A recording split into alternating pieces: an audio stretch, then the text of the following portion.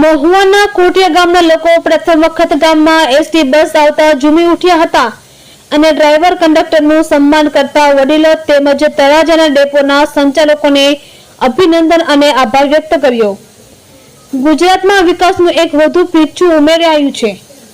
ભાવનગર જિલ્લાના મહુવા તાલુકાના ડુંગરાળ પ્રદેશમાં આવેલ કોટિયા ગામના લોકોએ ગામમાં આઝાદી પછી એસટી બસના દર્શન નહોતા કર્યા।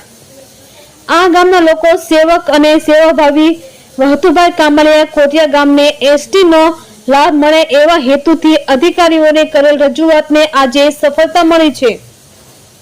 તળાજા ડેપોની તળાજા, કોટિયા, વાયો, દેવળિયા, કુંઢેલી, ઠાડસ, ઢળિયા લોકલ બસના ડ્રાઈવર જગદીશભાઈ આહિર અને કંડક્ટર વનરાજભાઈ કાંબળ કોટિયા ગામમાં આવતા કળશધારી નાની બાળાઓએ ફૂલોથી વધાવી ભવ્ય સ્વાગત કર્યું હતું।